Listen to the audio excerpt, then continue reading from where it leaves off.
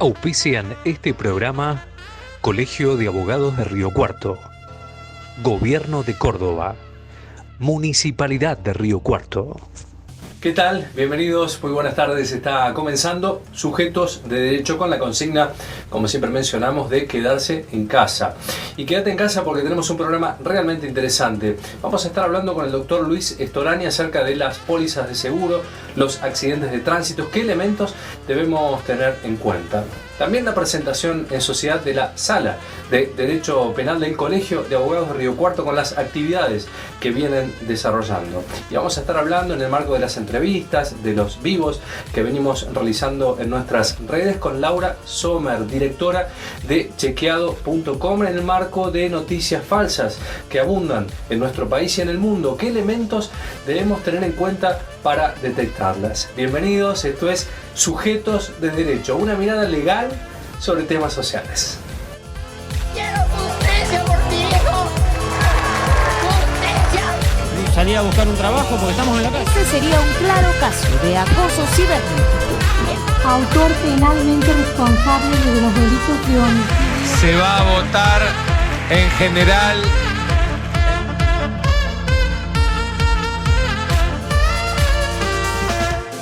La presente ley y sus normas reglamentarias regulan el uso de la vía pública y son de aplicación a la circulación de personas, animales, vehículos terrestres en la vía pública y en las actividades vinculadas con el transporte, los vehículos, las personas, las concesiones viales, la estructura vial y el medio ambiente, en cuanto fueren con causa de tránsito. De este tema del tránsito, de los accidentes, de las situaciones que podemos enfrentar cualquiera de nosotros, hablamos con el doctor Luis Storani.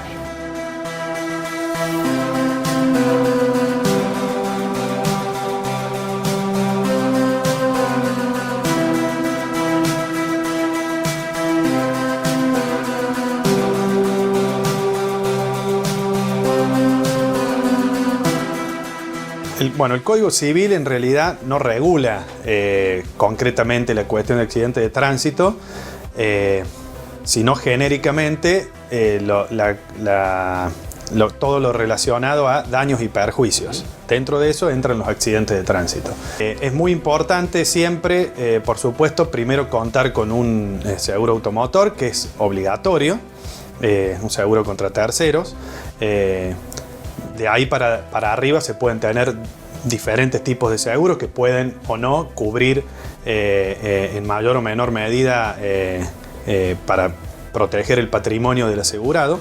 Para tener este seguro hay que contar con una serie de requisitos que, como tener el carnet, la licencia de conducir al día, contar con la inspección técnica vehicular del vehículo al día, tener denunciado en el seguro concretamente cuál es el fin o para qué se va a utilizar el vehículo asegurado. También cualquier modificación que se le haga al vehículo tiene que ser denunciada ante el seguro, porque eso puede aumentar o disminuir el riesgo. No es lo mismo tener un vehículo que tenga equipo de GNC que ande a nafta o gasoil, que vienen de fábrica. No es lo mismo que el vehículo esté afectado al uso particular que esté afectado al transporte público de pasajeros, como taxi, remis, o como un utilitario para repartir cualquier mercadería. Hay que conocer, la compañía de seguros quiere saber cuál es, en ese caso, por ejemplo, qué mercadería se reparte para saber si es riesgoso o no, y por supuesto que se asume que los riesgos son mayores, por ejemplo, cuando está afectado el transporte de pasajeros, que si es al uso particular, porque está más tiempo en la calle el vehículo, está más tiempo funcionando, está más tiempo rodando.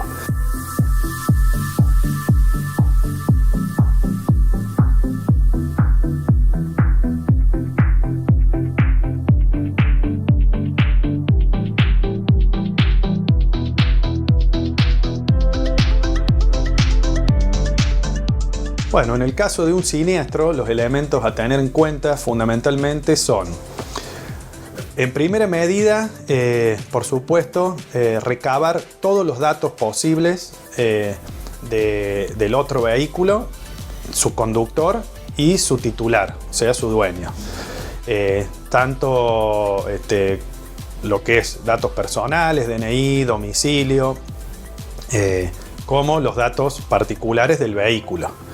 En ese sentido, es muy importante también en ese momento, si es posible, tomar fotografías del lugar del accidente, del lugar del hecho, así como de los vehículos, en los lugares del vehículo en los cuales se haya producido el daño. Es importante tomar los datos del seguro, de la parte contraria, digamos, de la parte con la cual se tuvo el accidente, y por supuesto realizar la denuncia lo antes posible, tanto ante la aseguradora propia como asegurarse de que lo haga la otra parte ante la aseguradora contraria. Siempre es mejor llamar al servicio de emergencia para que vengan los médicos, paramédicos a tomar cartas en el asunto y a actuar en el lugar y en el momento del hecho, por todos los riesgos que implica que un particular sin los conocimientos técnicos médicos ni de enfermería necesarios suba un herido a su vehículo, donde puede luego ser responsable a partir de esa acción bondadosa que pretende hacer para asistir a otro ser humano. Muchas veces puede ser responsable de producir un daño mayor. Pero es muy importante siempre sí llamar a la policía y a los servicios de emergencia. Por ahí va de suyo que al llamar a la policía, a la fuerza de seguridad, ellos mismos son los que llaman, una vez informados si hay o no lesionados, ellos mismos son los que llevan a los servicios de emergencia. Si la ambulancia no va a llegar a tiempo, por supuesto que hay que hacer todo lo posible para asistir a la otra persona. Un caso de un accidente de tránsito se judicializa fundamentalmente cuando falta alguno de los elementos que mencionábamos al principio, como ser que la persona asegurada no cuenta con la licencia de conducir habilitada o la tiene vencida, cuando la inspección técnica vehicular está vencida también, cuando al vehículo se le está dando un uso que no es el uso denunciado en la póliza de seguro, y por supuesto cuando la póliza de seguro se encuentra impaga. Si falta alguna de estas condiciones, la compañía de seguros va a empezar seguramente a pensar en una declinación de cobertura, precisamente porque dentro de la póliza son 4 cuestiones fundamentales exigidas para que la cobertura sea de manera concreta en el caso concreto. En la oportunidad en que falta alguna de estas, el asegurado o el tercero va a tener que judicializar y llevar a tribunales su reclamo para poder llevar adelante precisamente su pretensión de que le satisfagan el daño producido.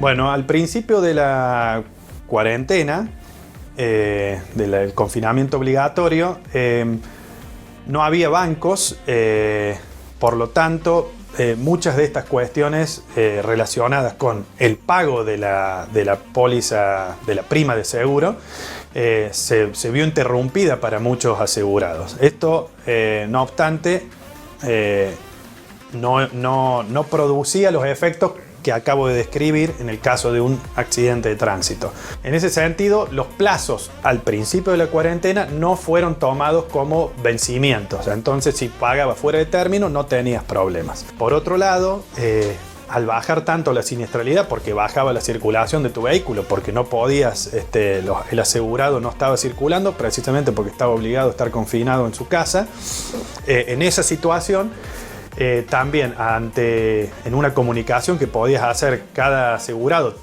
con su compañía de seguros, es posible que conseguir una rebaja en la prima para esos periodos, es decir, marzo, abril, incluso hasta mayo. El reclamo para bajar la prima que hicieron muchos asegurados en marzo, abril y mayo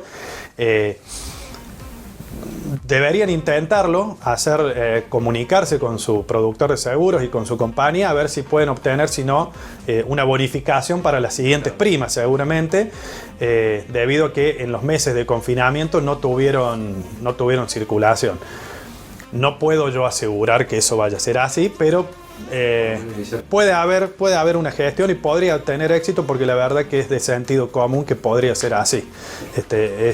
Se ha percibido una prima pensada para un nivel de circulación y un nivel de siniestralidad que en ese momento no era tal.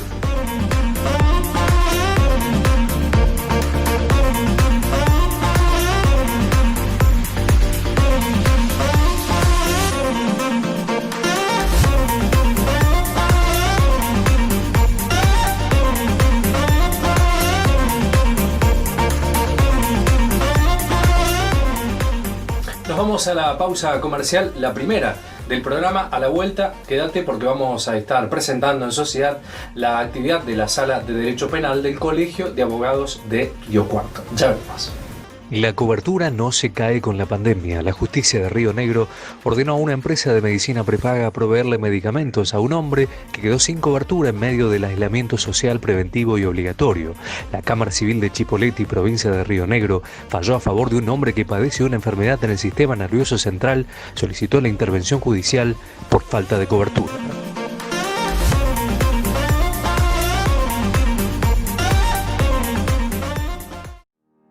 Acordate, cada vez que salgas de tu casa, tenés que utilizar un tapaboca para cubrirte la nariz, la boca y el mentón de manera envolvente.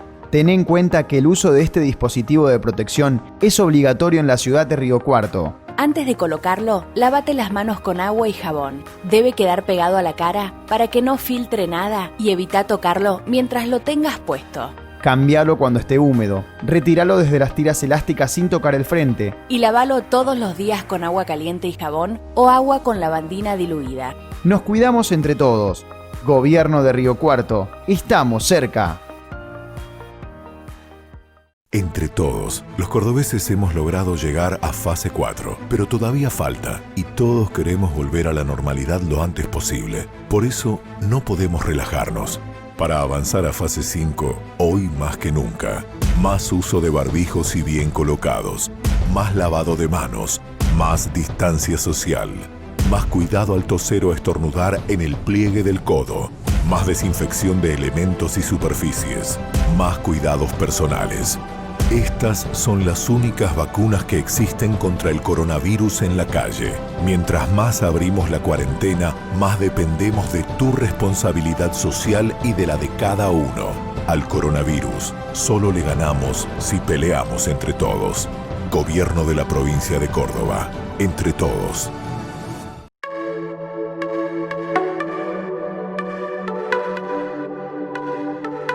Le damos la bienvenida al Colegio de Abogados de Río Cuarto en nombre de su presidente, el doctor César Avendaño.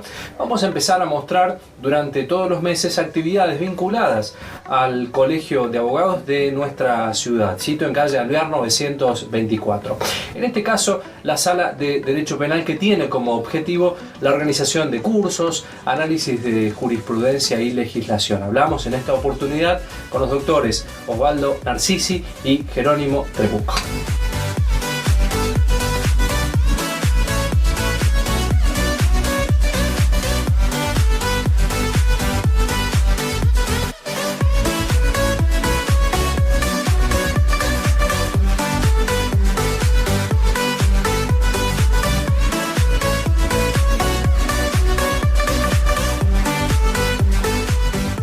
La situación de pandemia fue a fines de marzo, más o menos, que se declaró la cuarentena. La Sala de Derecho Penal está como hasta hace poco paralizada totalmente. Hoy en día estamos trabajando con un grupo de WhatsApp que se creó oportunamente hace un año y medio, más o menos, y ahí estamos tratando de colaborar todos en el sentido de cómo vamos dando paso a paso en esta situación compleja que tenemos. Por ejemplo, cómo viajamos a otras jurisdicciones, cómo son los permisos, algunos nuevos fallos que van saliendo con respecto al COVID-19, cómo se van desarrollando las audiencias virtualmente. Entonces, es una situación de colaboración.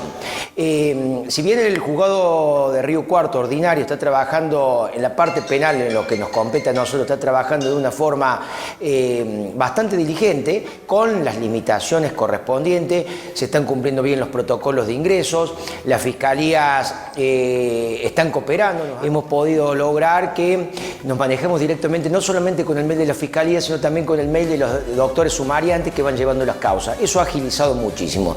Tenemos un inconveniente muy grande hoy en día, que las audiencias orales y públicas en las causas más complejas, por una situación de protocolo, no se están llevando a cabo. Sí, aquellas en donde haya juicios abreviados por el artículo 415, sí se están tomando, pero las demás no.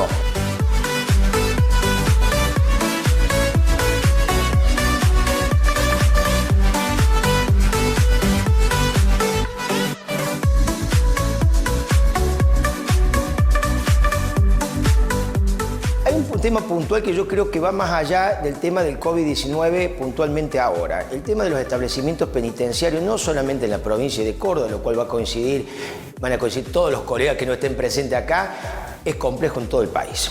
Hay una cuestión de hacinamiento, cárceles viejas, es una política que hay que rever. Puntualmente, hoy en día, yo creo que es imposible rever hoy en día porque es una cuestión de un costo enorme. Río Cuarto puntualmente es un establecimiento penitenciario, todos lo conocemos prácticamente, ya forma parte del macrocentro. Pero hacer una cárcel nueva tiene un costo altísimo. Entonces se ha ido modificando. Así todo está sobrepasada en la cantidad de gente que puede tener allí alojada. Sin perjuicio de ello, con buena voluntad, a través del juzgado de ejecución penal, a través del establecimiento penitenciario, se va llevando a cabo un tratamiento bastante diligente, bastante aceitado con los colegas. Con el tema del COVID-19, el Colegio de Abogados llevó a cabo tratativas, ya se ha autorizado al ingreso de los abogados con un protocolo. Tenemos conocimiento que han ido muy pocos colegas realmente a las visitas, porque si bien el colegio ha dado los medios y todo lo demás, es una situación muy compleja. Pensemos que todavía no pueden ir los familiares a ver a los internos. Entonces es una circunstancia que se está llevando a cabo muy de a poco, que hay que ir viendo cómo va a ir desarrollándose día a día. Pero vuelvo a reiterar, la cuestión es compleja, pero no de hoy día. El tema de los establecimientos penitenciarios viene desde hace muchos años, porque tengamos en cuenta que acá en Río Cuarto tenemos un establecimiento penitenciario. El más cerca recién es en Villa María. Después tenemos Bower cerca de Córdoba. El otro en Cruz del Eje. Estamos teniendo en cuenta que el establecimiento penitenciario de Río Cuarto prácticamente aloja a casi todos los internos del sur de Córdoba. Estaría faltando un nuevo establecimiento penitenciario y de unas dimensiones mayores para poder lograr las exigencias que exigen los derechos humanos y a la ciudadanía. Hoy yo creo que ya el establecimiento penitenciario donde está no es un lugar acorde en una ciudad ya de la dimensión de Río Cuarto.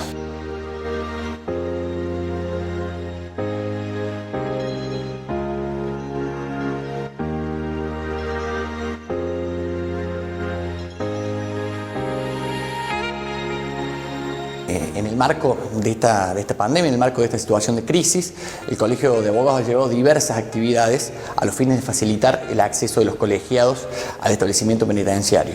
En coordinación con la Superintendencia de Tribunales del Poder Judicial, se han aportado diversos elementos como son barbijos, lentes y guantes que fueron requeridos dentro de lo que es el protocolo, digamos, de higiene a los efectos de poder de facilitar y de poder acceder a la visita de los detenidos. Bueno, la Sala Penal del Colegio de Abogados, que coordinamos conjuntamente con el doctor Marcisi, tiene fundamentalmente fines académicos.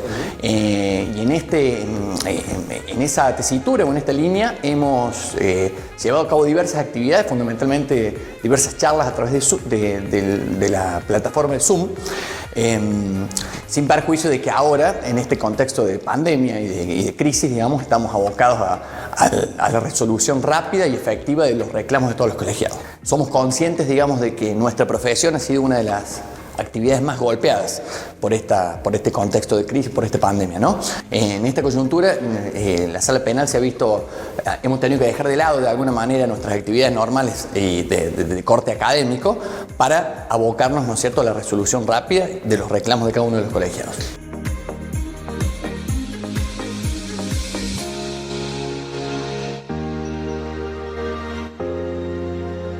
Nos vamos a ir a la pausa comercial. A la vuelta una nota muy interesante en los vivos de nuestras redes acerca de las noticias falsas. Chao, amigos.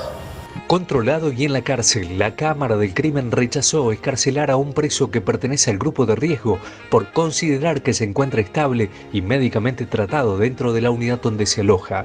Él tiene un auto de procesamiento con prisión preventiva en orden al delito de robo en poblado y en banda. La Sala Sexta de la Cámara Nacional de Apelaciones en lo criminal y correccional confirmó un auto que denegó el pedido de excarcelación y arresto domiciliario solicitado por un hombre procesado con prisión preventiva en orden al delito de robo en poblado y en banda, que argumentó ser grupo de riesgo frente a la pandemia.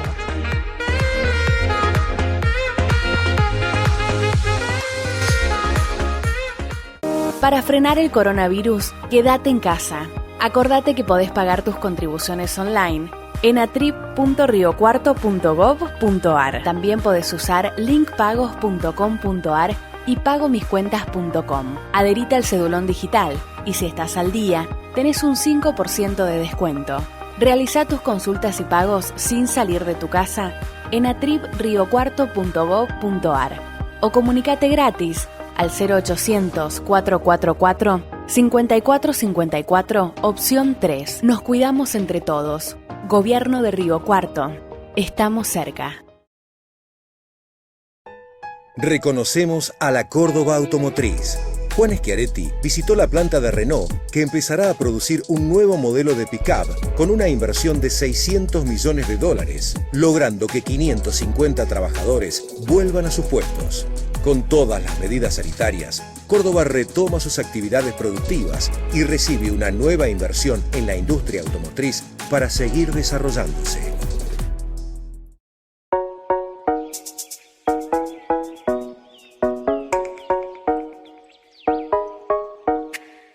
En tiempos de pandemia y la abundancia de noticias falsas en los medios de comunicación, Chequeado es un proyecto de Fundación La Voz Pública, un medio digital no partidario y sin fines de lucro que se dedica a la verificación del discurso público, la lucha contra la desinformación, la promoción del acceso a la información y la apertura de datos. Respecto a este tema, hablamos con Laura Sommer, que es directora de chequeado.com. Entrevista realizada en los marcos de nuestras redes sociales en la semana. Un gusto, un placer tenerte y gracias por haber aceptado la invitación. No, al contrario, gracias a ustedes por el interés. Siempre es bueno para nosotros que más gente conozca el trabajo que hacemos en Chequeado, que venimos haciéndolo desde 2010, pero obviamente en el contexto de la pandemia y con la avalancha que hay de desinformación vinculada a la pandemia, tiene más sentido que trabajemos y que mucha más gente ayude en todo caso a que la desinformación, lo que vamos logrando desmentir de la desinformación, le llegue a más personas por distintos canales que no siempre son los canales habituales. Nosotros tenemos un método de trabajo que cualquiera lo puede consultar en chequeado.com/método, que explica qué pasos seguimos antes de decir que una afirmación es falsa o es exagerada o es engañosa o es apresurada. Y cualquier persona puede chequearnos a nosotros porque no trabajamos con lo que en el periodismo se llama off the record, fuentes anónimas, sino que es todo con fuentes abiertas. Sí. Respecto al método de trabajo que vos decías que está bien explicado, yo lo he visto en la página de Chequeado, sí. Pero aquel caminante, ¿cómo hace para empezar a tener esos datos? Bueno, nosotros decimos, hay algunas herramientas que son herramientas sencillas, que no necesitan que uno sea ni un periodista avesado, ni un detective, ni un policía, ni un investigador judicial. Lo que nos muestra el trabajo de estos años es que muchos de los contenidos falsos o contenidos desinformantes, que a veces no son completamente falsos, sino que tienen una parte de falsedad o de exageración, o que fueron sacados de contexto y entonces eso tergiversa los hechos, muchísimo del contenido viene empaquetado en imagen. Y la razón de por qué la desinformación utiliza imágenes es porque en general la desinformación se aprovecha o se vale de los aspectos emocionales que todos los humanos tenemos, ¿no? Y en general las desinformaciones son titulares espectaculares, que nos generan a veces ira, a veces angustia extrema, a veces bronca. Entonces, el primer consejo o recomendación a cualquiera que nos esté viendo es: si te llama mucho la atención aquello que ves, duda. En general, mucha de la desinformación circula por WhatsApp o canales de mensajería instantánea, y una de las razones de por qué eso ocurre es porque en esos espacios tenemos bajas nuestras defensas en un punto. ¿Por qué tenemos bajas las defensas? ¿O por qué hago esta metáfora? Bueno, porque sobre alguien al que uno le tiene cariño o aprecio, no está esperando que le brinde contenidos desinformantes o falsedades o mentiras. En principio no está relajado respecto de que esa otra persona que le tiene aprecio quiere cuidarlo, que si le está compartiendo algo, en principio hizo algún ejercicio de chequeo. Que no sea solamente un problema teórico o un problema de derecho a la información, sino que tenga directamente que ver un efecto en la salud o la vida de la gente, porque la desinformación, mucha de la desinformación que estamos viendo, tiene que ver, por ejemplo, con falsas curas o falsos tratamientos para la COVID-19, y en algunos casos esas desinformaciones pueden llevar a la gente a sobreconfiarse de que esto es menos grave o menos severo de lo que es. Entonces puede llevar a la gente a no respetar algunas de las medidas de distanciamiento social establecidas. La otra, muy fácil para los que no lo conozcan, hay un recurso que es gratis, que es una herramienta de Google que se llama búsqueda inversa de imágenes, que le permite a cualquier persona, si le llega una foto o una fotografía, poder verificar si esa fotografía es del momento actual o pertenece a veces a otro momento histórico del mismo país o a otro país. Me consultaban ahí respecto si hay algunas temáticas que son más tendientes a las noticias falsas. Bueno, a ver, en general los chequeadores en el mundo trabajamos con un cuadro de doble entrada. Cuando vamos a verificar un contenido, miramos que ese contenido sea viral. No alcanza con que nos mande una persona diciendo esto me llegó, y eso ya, solo eso activa el trabajo del equipo de redacción de chequeados, sino que con distintas herramientas vemos que ese contenido haya circulado mucho.